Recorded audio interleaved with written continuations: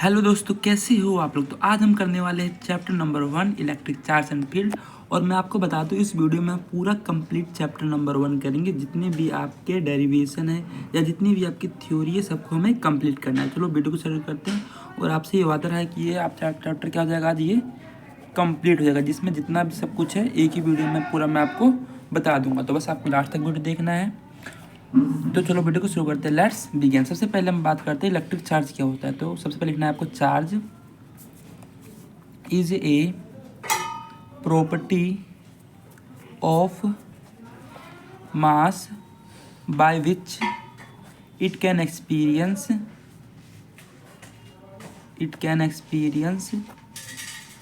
Electric field and magnetic field. Electric field and magnetic field, ठीक है। तो क्या लिखना है आपको, charge is a property of mass by which it can experience electric field and magnetic field. Charge एक property है मास की, जिसके द्वारा हम इलेक्ट्रिक फील्ड और मैग्नेटिक फील्ड का फील ले सकते हैं। Types of electric charge, 2 types होते हैं इलेक्ट्रिक चार्ज के। कितने टाइप होते हैं? 2 टाइप्स। पहला होता है आपका पॉजिटिव चार्ज और दूसरा होता है आपका नेगेटिव चार्ज। याद रखना, पहला पॉजिटिव चार्ज होता है और दूसरा कैसा होता है आपका, नेगेटिव चार्ज होता है। और एक न्यूट्रल चार्ज भी होता है, जिसके ऊपर कोई भी चार्ज नहीं होता, याद रखना, ठीक है। तो हम प्रोटॉन के ऊपर क्या चार्ज होता है, पॉजिटिव। इलेक्ट्रॉन के ऊपर आपको पता है नेगेटिव होता है। न्यूट्रॉन के ऊपर तो आपको पता है कोई चार्ज ही नहीं होता है। तो हम क्या लिख देंगे, न्यूट्रल। मास ऑफ प्रोटॉन कितना होता है आप सभी को पता है, 1.67 इंटू में 10 की power -27 kg। Mass of proton कितना होता है, 1.67 इंटू में 10 की पावर -27 kg। इलेक्ट्रॉन का मास कितना होता है, 9.31 इंटू में 10 की पावर -31 kg, ठीक है। और न्यूट्रॉन का मास कितना होता है, लगभग प्रोटॉन की जितना ही, 1.67 इंटू में 10 की power -27 kg। SI unit of electric charge क्या होता है, कूलाम होता है। क्या होता है, कूलाम, ठीक है। आगे बढ़े, ठीक है, आगे बढ़ते हैं। अब आ जाती है properties of electric charge. Electric charge की बहुत सारी, देखो पहली प्रॉपर्टी होती है इसकी, charge is a scalar quantity. Charge कैसी क्वांटिटी है, स्केलर क्वांटिटी है। दूसरी प्रॉपर्टी है इसकी, चार्ज इज कंजर्व्ड। चार्ज क्या है आपका, कंजर्व्ड है। Charge is conserved. तीसरी है इसकी, charge is always associated with mass. Charge is always associated with mass.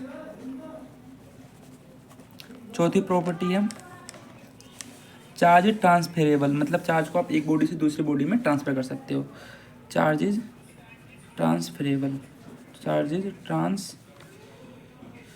Transferable. पांचवी प्रॉपर्टी है इसकी, चार्ज इज क्वांटाइज्ड। चार्ज कैसी होती है, क्वांटाइज। मतलब कि बस सिर्फ आप integral multiple of electronic charge को ही ट्रांसफर कर सकते हो एक बॉडी की दूसरी बॉडी में। Integral multiple of electronic charge को ही आप ट्रांसफर कर सकते हो। Integral multiple of electronic charge. क्या फॉर्मूला था क्वांटाइजेशन ऑफ चार्ज का, Q=NE। छठी प्रॉपर्टी है इसकी, बिल्कुल आसान है, charge is invariant. Charge is invariant. Charge क्या होता है, इनवेरिएंट होता है। Charge is invariant. और लास्ट प्रॉपर्टी, जो लाइक चार्ज होता है वो रिपेल करता है, जो अनलाइक चार्ज होता है वो अट्रैक्ट करता है। Like charge repel each other and unlike charge attract each other. Like charge repel each other and unlike charge क्या होता है, वो अट्रैक्ट करता है। Unlike charge attract each other, each other. अगला चलते हैं हम, रबिंग। रबिंग का मतलब क्या होता है, अगर आपने एक बॉडी को दूसरी बॉडी में रफ कर दिया तो एक बॉडी पे आ जाएगा पॉजिटिव चार्ज, दूसरी बॉडी पे आएगा negative charge. We if you rub one body with other body, electron are transfer from one body to another. जैसे आपने एक बॉडी को दूसरी बॉडी में रब किया तो इसके इलेक्ट्रॉन क्या हो जाएंगे, उसमें चले जाएंगे। तो जब इस पे पॉजिटिव आ जाएगा, इस पे नेगेटिव आ जाएगा। समझ में आ गया ना आपको। फ्रिक्शन क्या होता है, हम एक बॉडी को दूसरे बॉडी में रब करते हैं, उसे क्या बोलते हैं हम, फ्रिक्शन कहते हैं, ठीक है। बट टचिंग का मतलब क्या होता है, अगर आपने इस बॉडी को इस बॉडी में टच करवाया, आपने रब नहीं किया है, ठीक है, तब उसे क्या बोलेंगे हम, conduction. The process of transfer of charge by contact of two body. बस हमें कॉन्टैक्ट में लाना, उसे क्या बोलेंगे हम, कंडक्शन। इंडक्शन का मतलब क्या होता है, अगर आप चार्ज बॉडी को brought near a metallic neutral body, मतलब किसी भी चार्ज बॉडी को अगर आप अनचार्ज बॉडी के पास ले जाओगे, उसमें टच नहीं करना आपको, ना ही बस आपको उससे दूर रखना है। तो क्या होंगे, जो पॉजिटिव चार्ज होंगे वो नेगेटिव की तरफ अट्रैक्ट होंगे, जो नेगेटिव चार्ज हो पॉजिटिव की तरफ। भी आपको पता है, देखो ये लिखा है, ये फिर charge body is brought near a metallic neutral body, the charge body will attract positive charge and repel similar. ठीक है, क्या करेगा चार्ज, जो पॉजिटिव चार्ज होगा उसको अट्रैक्ट करेगा, जो सिमिलर क्या नाम है, जो लाइक चार्ज हो क्या करेगा, रिपेल करेगा। तो ऐसे रिजल्ट ऑफ दिस, एक साइड पे क्या, तो नेगेटिव बॉडी बन जाएगी और क्या बन जाएगी आपकी, इसे क्या बोलते हैं इलेक्ट्रोस्टैटिक इंडक्शन। इससे समझाता हूँ मैं आपको, देखो ध्यान से। जैसे मान लो आपकी पॉजिटिव बॉडी, चार्ज बॉडी, इसको हम लेंगे अनचार्ज बॉडी के पास। जो इसके पॉजिटिव वाले पार्ट है वो क्या करेंगे, इसे दूर भागेंगे, और जो नेगेटिव वाले पार्ट है इसकी तरफ आ जाएंगे। देखो नेगेटिव वाले पार्ट इसकी तरफ अट्रैक्ट हो गए, और पॉजिटिव वाले पार्ट इसको बोलते हैं पार्शियल चार्ज, मतलब चार्ज नहीं हुआ। ठीक है, अब देखो ध्यान से, अगर मान लो मैं इसकी अर्थिंग कर दूँगा, क्या कर दूंगा मैं, इसकी अर्थिंग कर दूंगा, तो जो इलेक्ट्रॉन होंगे वो यहाँ से निकल के आ जाएंगे, तो पूरी ओवरऑल बॉडी पे क्या चार्ज आ जाएगा आपका, नेगेटिव चार्ज आएगा। ओवरऑल बॉडी पे क्या चार्ज आ जाएगा आपका, नेगेटिव। इसे क्या बोलते हैं हम, इंडक्शन बोलते हैं। क्या बोलते हैं हम, इलेक्ट्रोस्टैटिक इंडक्शन। अगर मान लो नेगेटिव बॉडी लाते तो ये पॉजिटिव बॉडी बन जाती है, बस हो गया। अब गोस लॉ पढ़ते हैं। गोस लॉ क्या होता है, simple, force is directly proportional to the product of charges and inversely proportional to the square of distance between them, to the square of distance between them। देखो जो फोर्स होता है डायरेक्टली प्रोपोर्शनल किसके, product of charges के हैं, और inversely proportional किसके, वो रेडियस के हैं। दोनों को इक्वेट कर दोगे तो क्या आ जाएगा, देखो ऐसे मान लो दो पॉइंट चार्ज है हमारे पास, एक का नाम है Q1, एक का नाम है Q2, और इन दोनों के बीच में डिस्टेंस कितना R है। तो force directly proportional the product of charges and inversely proportional the radius. हम अगर from equation first and second से क्या हो जाएगा, from equation first and second directly proportional किसके है, Q1 Q2 के, इनवर्सली प्रोपोर्शनल किसके है, R² के। अगर मुझे बताओ इसको साइन हटाऊंगा तो क्या जाएगा, यहाँ पे किया जाएगा कि Q1 Q2 अपॉन में R का स्क्वायर। के का फॉर्मूला आप सभी को बताया क्या होता है, 1/4πε0, और इसकी वैल्यू कितनी होती है, 9 × 10⁹ न्यूटन मीटर स्क्वायर अपॉन में कूलम का स्क्वायर। ठीक है, और कोई पूछे एप्सिलॉन की वैल्यू क्या होती है तो आप क्या बोलोगे, 8.85 × 10⁻12 कूलम स्क्वायर अपॉन में newton metre square, coulomb square upon में न्यूटन मीटर स्क्वायर। समझ में आ गया ना आपको ये, इसे क्या बोलते हैं, इलेक्ट्रोस्टैटिक कांस्टेंट बोलते हैं। अगर मैं बात करूँ किसी मीडियम के लिए, ये तो किसका है, किसी वैक्यूम के लिए, अगर मैं बात करूँ किसी मीडियम के लिए, जो आपने प्रोडक्ट इन वैक्यूम में देखो क्या होगा। अगर मैं बात करता हूँ वैक्यूम के लिए, वैक्यूम, तो F = क्या होता है, 1/4πε0 Q1 Q2 अपॉन में R का स्क्वायर। अगर मान लो किसी मीडियम की बात करोगे, इन मीडियम है, तो जो फोर्स हो जाएगा वो क्या हो जाएगा, 1/4π। ठीक है, एप्सिलॉन, इसका मतलब होता है मीडियम। ये किसका इलेक्ट्रिक परमिटिविटी है, किसी मीडियम का है। ठीक है, Q1 Q2 अपॉन में R का स्क्वायर। ठीक है, इसका फॉर्मूला क्या होता है, एप्सिलॉन के का मतलब होता है डाइलेक्ट्रिक कांस्टेंट। तो ये आप इस चीज़ को याद रखना। इसके जगह लिख दो एप्सिलॉन के Q1 Q2 अपॉन में R का स्क्वायर। मुझे पहले बताओ 1/4π एप्सिलॉन Q1 Q2 अपॉन में R स्क्वायर क्या है आपका, आप बोलोगे कि ये F की वैल्यू है, और नीचे क्या बचा के, अगर के से मल्टीप्लाई डिवाइड कर दोगे तो क्या मिल जाएगा आपको, फोर्स मिल जाएगा आपका। ठीक है, आगे बढ़ते हैं हम लिमिटेशन ऑफ कूलम्स। देखो समझाएंगे, देखो 1/4π एप्सिलॉन Q1 Q2 अपॉन में R का स्क्वायर, ये F की तो वैल्यू है, तो ऊपर आप लिख दिया, और नीचे आपका के है, के को क्या बोलते हैं, डाइलेक्ट्रिक कांस्टेंट। क्या बोलते हैं, डाइलेक्ट्रिक कांस्टेंट। देखो लिमिटेशन ऑफ कूलम्स में पढ़ते हैं। पहला लिमिटेशन है electric charge must be at, electric charge किस में होना चाहिए, रेस्ट में होना चाहिए। दूसरी प्रॉपर्टी है electric charge must B point charge, जो इलेक्ट्रिक चार्ज है वो कैसा होना चाहिए, पॉइंट चार्ज होना चाहिए। तीसरी property the separation between the charge must be greater than the nuclear size, दोनों के बीच में जो डिस्टेंस होना चाहिए वो न्यूक्लियर साइज से कम होना चाहिए, मतलब कि 10⁻⁻15 से क्या होना चाहिए, कम होना चाहिए। अगली आती है हम properties of electric field line की तरफ। पहली प्रॉपर्टी क्या होती है, आपको पता है अगर ये पॉजिटिव है तो इसकी वजह से इलेक्ट्रिक फील्ड कैसा होगा, आउटवर्ड होगा।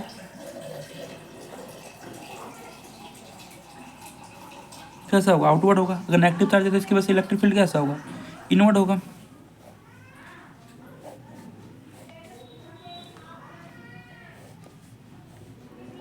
तो इसके वजह से आउटवर्ड होगा।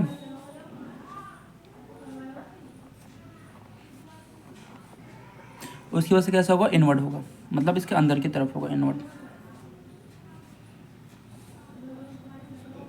अगर मैं बोलूँ कहाँ तक जाएगा तो ये एट इन्फिनिटी तक, और ये कहाँ से आएगा, फ्रॉम इन्फिनिटी से ये आएगा। तो पहले क्या लिखना है आपको,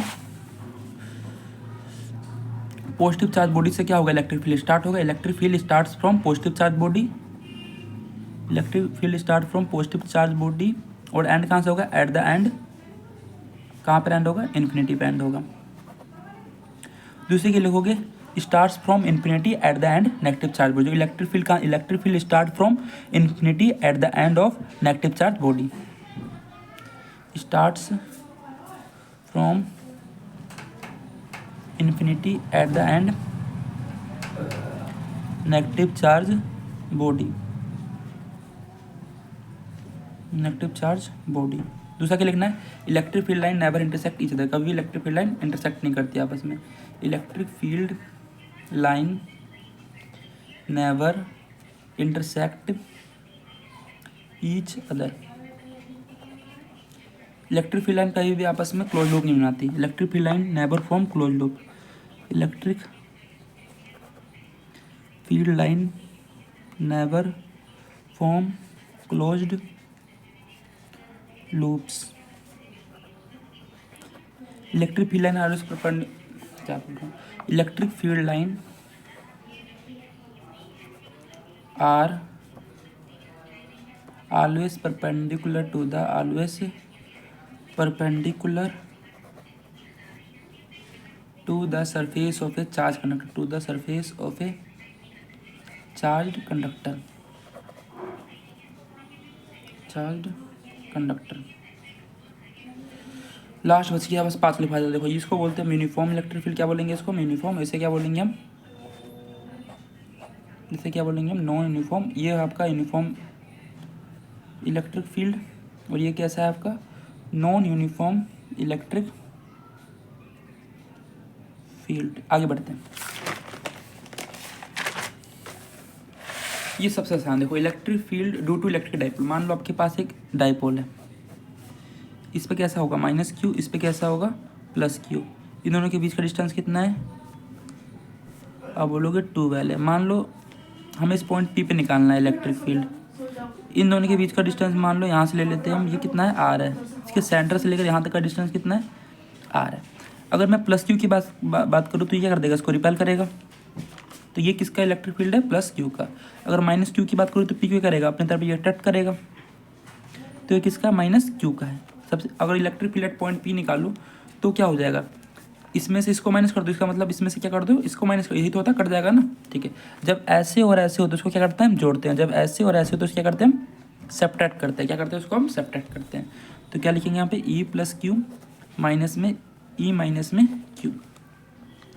क्या फॉर्मूला था इलेक्ट्रिक फील्ड का, के क्यू अपॉन में डिस्टेंस कितना होगा इन दोनों के बीच में, इसके और इसके बीच में। आप बोलोगे ये पूरा आर है और ये एल है, देखो यहाँ से लेकर यहाँ तक एल, ठीक है, ये एल है, देखो ये 2 एल है ना, तो एक एल यहाँ पे होगा, एक एल यहाँ पे होगा। देखो ये आर है, अगर आर में से मैं एल घटा दूंगा तो मुझे इतना मिलेगा। देखो ये आर है पूरा, इसमें से मैंने एल घटा दिया तो मुझे सिर्फ इतना मिलेगा ना। तो क्या कर दूंगा मैं, आर माइनस एल का होल स्क्वायर। ये क्या हो जाएगा, के क्यू। अब मुझे बताओ यहाँ से लेकर यहाँ तक कितना होगा, ये आर प्लस में एल, आर प्लस में एल का होल स्क्वायर। अब देखो क्या करेंगे हम, कुछ नहीं करना, सिंपल कॉमन लेना है आपको, के क्यू। क्या बच जाएगा यहाँ से, 1 में आर माइनस में एल का होल स्क्वायर माइनस में 1 में आर प्लस में एल का होल स्क्वायर। अब देखो ध्यान से, अब इन दोनों का क्या लेंगे हम, एलसीएम लेंगे। तो क्या हो जाएगा, ए माइनस बी, ए प्लस बी क्या हो जाएगा, A square minus B square. एक बार यहाँ पे किसका आ जाएगा, प्लस का आ जाएगा, और एक बार किसका आ जाएगा, माइनस का आ जाएगा, ठीक है। अब देखो ध्यान से, K Q R square minus में एल स्क्वायर का होल स्क्वायर। ये किसका फॉर्मूला, ए प्लस बी का होल स्क्वायर है, तो क्या हो जाएगा, A square plus B square plus में 2r एल। ये किसका फॉर्मूला है, A square plus B square minus में 2r एल। अब इसे मैं ब्रैकेट खोल के लिख लेता हूँ, देखो यहाँ पे कर ले रहा हूँ मैं। देखो यहाँ पे क्या लिखा है, electric field at point P K Q R square plus L square plus में 2r एल माइनस में R square plus L square minus में 2RL और नीचे क्या है R square minus L square का होल स्क्वायर, यही है। अब देखो ध्यान से के क्यू क्या लिखेंगे R square plus L square plus में 2RL minus plus minus minus plus minus minus minus plus, नीचे क्या है आपका R square minus L square का होल स्क्वायर। अब देखो माइनस से प्लस कट गया, माइनस से प्लस बच गया, 2RL और 2RL क्या हो जाएगा 4RL हो जाएगा। क्यों क्यों क्या आ जाएगा 4RL आर स्क्वायर माइनस में एल स्क्वायर का होल स्क्वायर हो जाएगा। इसको मैं ऐसे करके लिख सकता हूँ, बताऊँ के क्यू इंटू में 2L और इंटू में इसको लिख सकता हूँ मैं 2R, ये बच गया आर स्क्वायर माइनस में एल स्क्वायर का होल स्क्वायर। आपको पता है क्यू इंटू में 2L क्या हो जाएगा, आप बोलोगे पी हो जाएगा, तो क्या आ जाएगा के पी और ये क्या बच गया यहाँ पे चलो 2R और नीचे बच गया R square minus L square का होल स्क्वायर। मैं R square minus L square को अजप्शन से क्या मान रहा हूँ, सिर्फ आर स्क्वायर मान रहा हूँ क्योंकि ये डिस्टेंस बहुत छोटा है। इसकी जगह क्या बच जाएगा, देखो 2 तो आगे आ जाएगा आपका 2kpr हो गया, ऊपर तो 2kpr बचा है।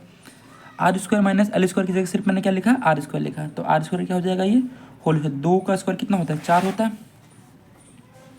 तो 2kpr आर की पावर 4, आर से आर कट गया तो आपका आंसर क्या आ जाएगा 2kp अपॉन में आर क्यूब। ठीक है, तो इलेक्ट्रिक फील्ड क्या होता है inversely proportional to R cube होता है। आगे बढ़े, ये आपको थोड़ा लंबा है, ठीक है, अच्छे से करके लेना है इसको।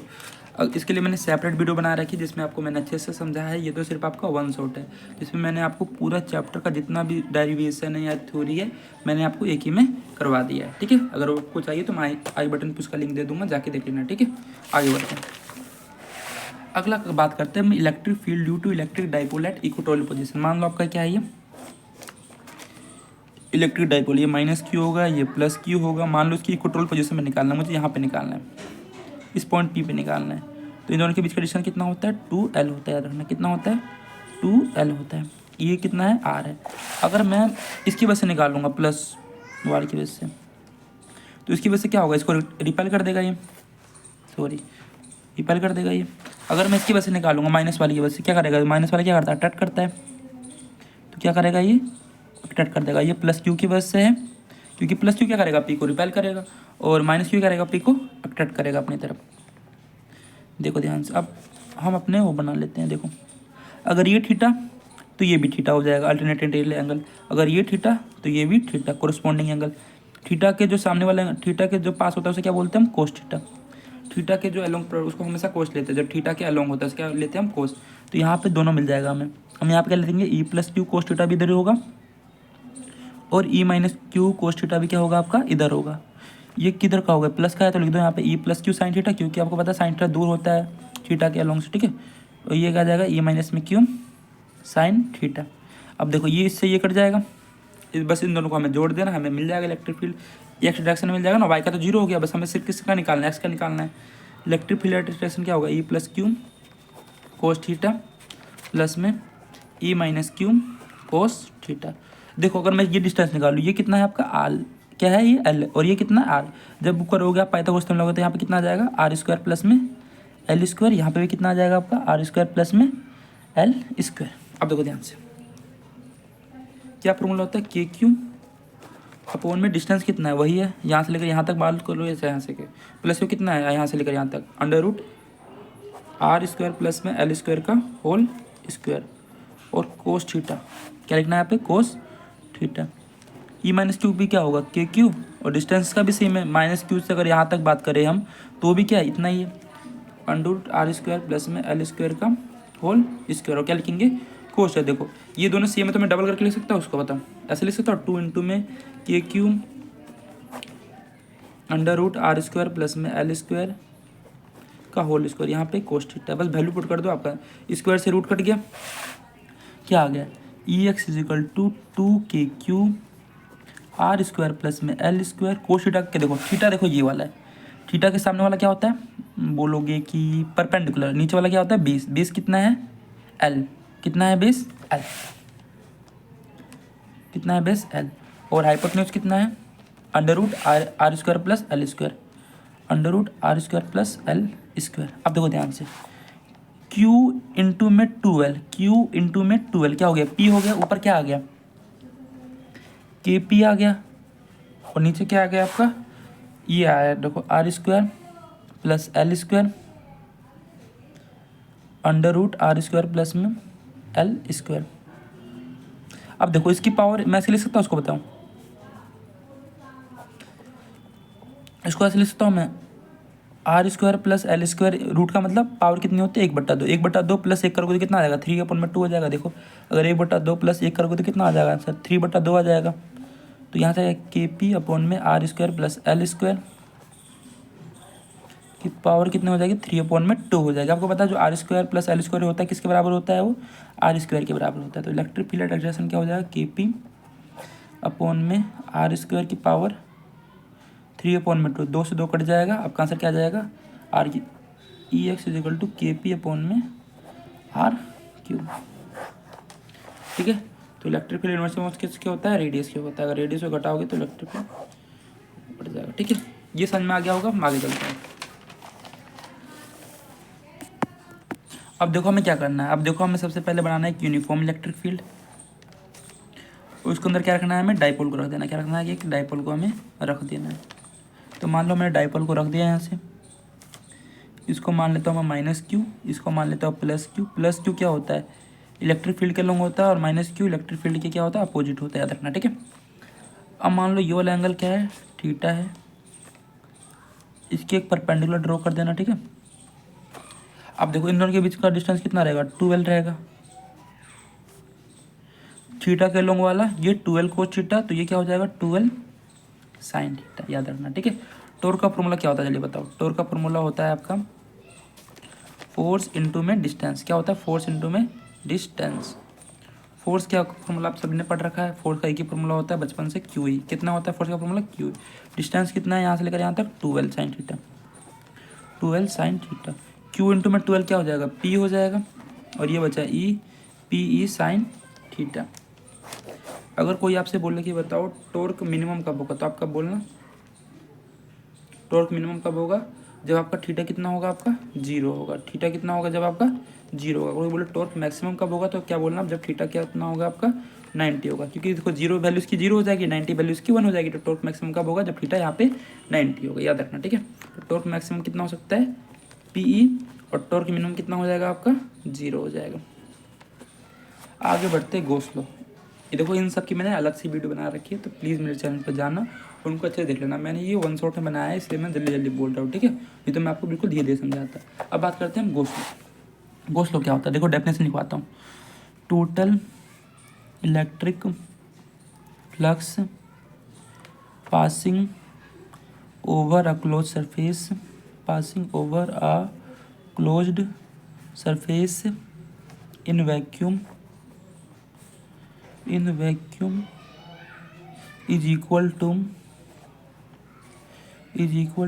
1/ε0 times total charge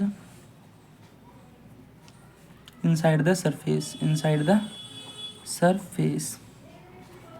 फॉर्मूला क्या होता है इसका E.ds Q/ε0। ठीक है, इलेक्ट्रिक फ्लक्स ऐसे भी लिख सकते हैं इलेक्ट्रिक फ्लक्स। ठीक है, ध्यान रखना टोटल नेट इलेक्ट्रिक फ्लक्स कितना आ जाएगा E.ds Q/ε0। अब देखो ध्यान से प्रूफ देखते हैं, इसका प्रूफ क्या होता है। प्रूफ में सबसे पहले आपको सर्कल बनाना है, मान लो ये +Q चार्ज है। ठीक है, इसकी वजह से इलेक्ट्रिक फील्ड किधर होगा आउटवर्ड होगा।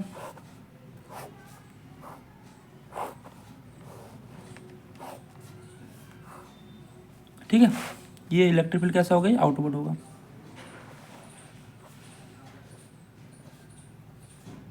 अब मान लो छोटा सा एरिया एलिमेंट ले लिया। ठीक है, क्या ले लिया हमने छोटा सा एरिया एलिमेंट ले लिया, तो इसमें इलेक्ट्रिक फील्ड की डायरेक्शन तो यही होगी, और एरिया वेक्टर किस इधर हो जाएगी सरफेस के परपेंडिकुलर हो जाएगी, छोटा सा एरिया एलिमेंट लिया है। ठीक है, तो देखो ध्यान से आपको पता है कि φE.ds क्या होता है Q/ε क्या होता है Q/ε, बस हमें यही प्रूव करना है।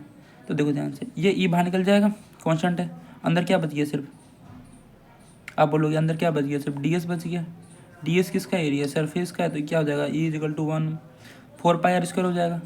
इलेक्ट्रिक फील्ड का फॉर्मूला आपको पता है क्या होता है, के क्यू अपॉन में आर का स्क्वायर, ये होता है, उधर आ जाएगा 4πr²। ठीक है, अब देखो ध्यान से,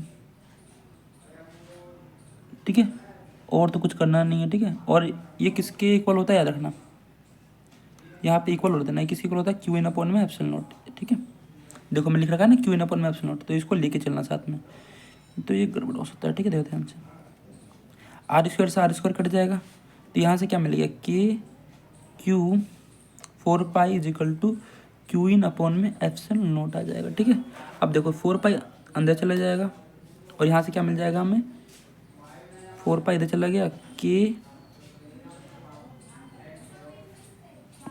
कुछ कट रहा है तो काट दो, नहीं तो देख लो, मैं इसको दोबारा करवाता हूँ, छोड़ दो इसको, मैं इसको अगले पेज पर करवाता हूँ। देखो ध्यान से कर दो, मैं यहीं पे देखो कहाँ पे करूँ, पीछे जगह तो है नहीं, तो यहीं पकड़ लेता हूँ। देखो आपको पता है phi E dot D S M में इसको ये प्रूव करना है, क्यू एन अपन में नोट।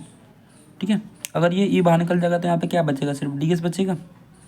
ई का फॉर्मूला क्या होता है, 1/4π क्यू अपॉन में आर का स्क्वायर, और डी एस क्या होता है आप बोलोगे, 4πr² होता है, सरफेस एरिया है स्फीयर का, तो r² से r² कट जाएगा, 4π से 4π कट जाएगा, तो आंसर क्या आ जाएगा, क्यू अपॉन में एप्सिलॉन नॉट। हमारा क्या हो गया, हैंस प्रूव्ड।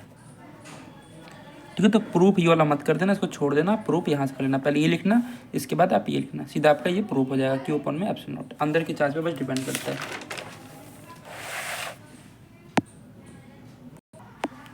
अब देखो ध्यान से, हम लाइन चार्ज की बात करते हैं। देखो सबसे पहले लाइन चार्ज बनाओ, एक ये क्या है हमारा, एक लाइन चार्ज है, इसके ऊपर पॉजिटिव चार्ज है। ठीक है, लाइन चार्ज है ये। अब मान लो हमें किसी पॉइंट पी पे निकालना है इलेक्ट्रिक फील्ड, किसी पॉइंट पी पे निकालना है, तो हम एक गॉसियन सरफेस बनाएंगे। क्या बनाएंगे, हम एक गॉसियन सरफेस बना देंगे। ठीक है, इसी पॉइंट पे हमें इस पॉइंट पी पे निकालना है, तो यहाँ पे क्या बना देंगे, हम एक गॉसियन सरफेस बना देंगे। ठीक है, ये पॉइंट पी मैंने यहाँ माना है। ठीक है, याद रखना। अब एक सरफेस बना दिया हमने गॉसियन,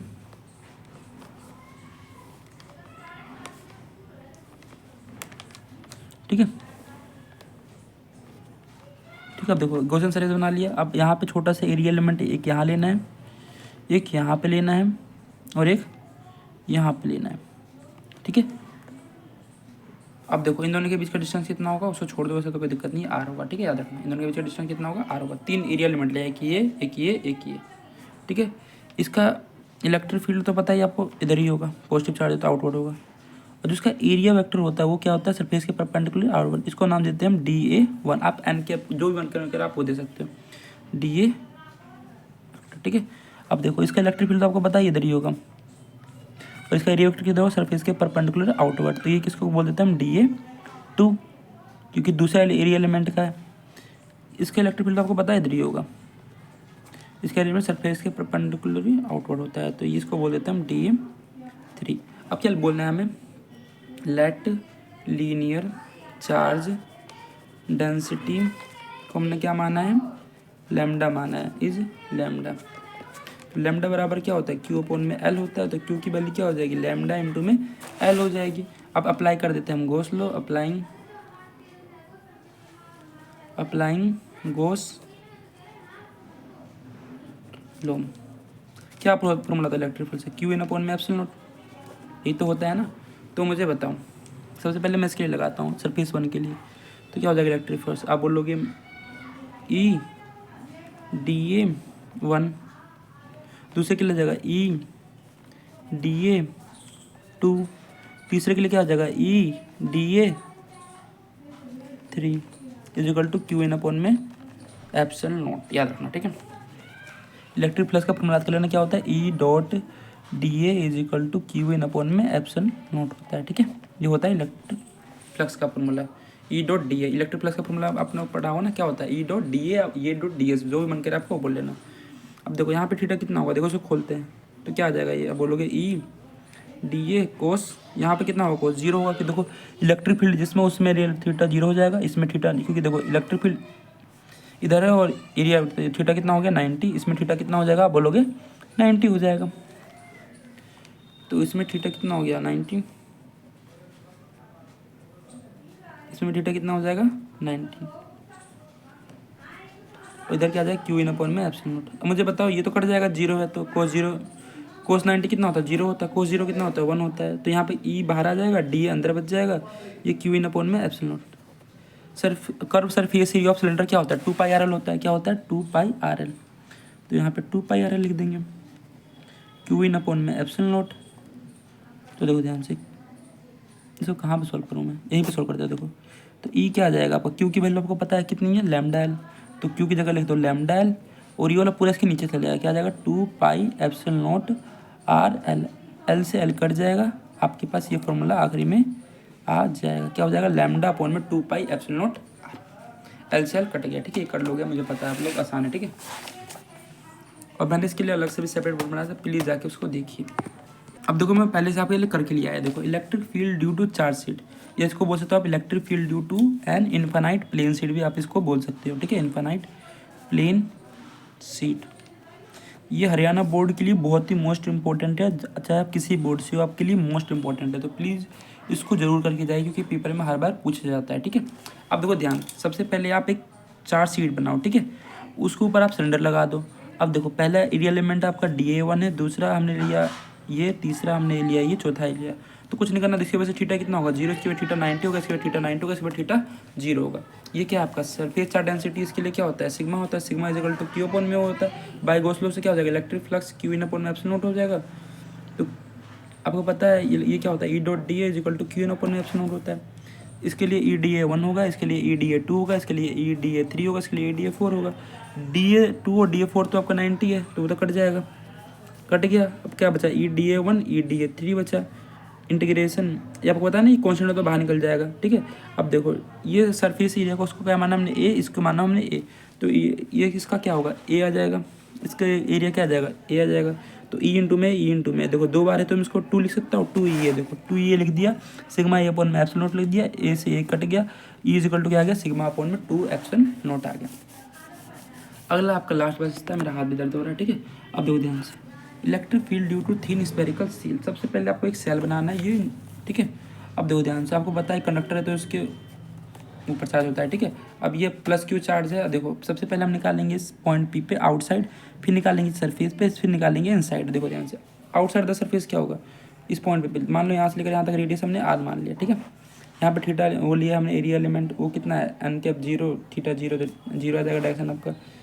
बाय गॉस लॉ क्या हो जाएगा E.dA क्यू इन अपॉन में एप्सिलॉन नॉट, E.dA को 0 हो जाएगा, जी कट जाएगा ये, तो ये आ जाएगा आपका DA क्या होता है इसका सरफेस एरिया बोलोगे, वो तो बिल्कुल आसान होता है, क्या होता है 4πr², तो देखो E इंटू में 4πr² क्यू अपॉन में एप्सिलॉन नॉट, तो ये आ जाएगा बस आपका 1 अपॉन में 4π क्यू अपॉन में r²। अगर एट द सरफेस की बात करोगे तो जो r होगा वो किसके बराबर हो जाएगा, जो ये r है ये इस r के बराबर हो जाएगा, यहाँ पर लिया होगे तो फॉर्मूला वही आ जाएगा, बस वैल्यू चेंज हो जाएगी, यहाँ पे r आ जाएगा। अगर इनसाइड की बात करो तो इसके अंदर तो कुछ चार्ज होगा ही नहीं, क्योंकि जितना भी चार्ज हमने दे रखा है वो कहाँ दे रखा है ऊपर दे रखा है, तो इसलिए इनसाइड में क्या हो जाएगा वो 0 हो जाएगा। ये ग्राफ बना तो बना सकते हो कि जब रेडियस r तब कांस्टेंट रहेगा, जब r छोटा रहेगा r से तब इनसाइड ये वाला ग्राफ बना सकते हो, इसमें कोई दिक्कत है नहीं।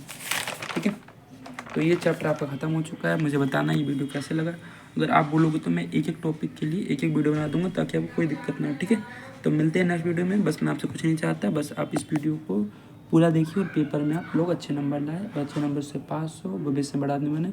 Tata bye bye.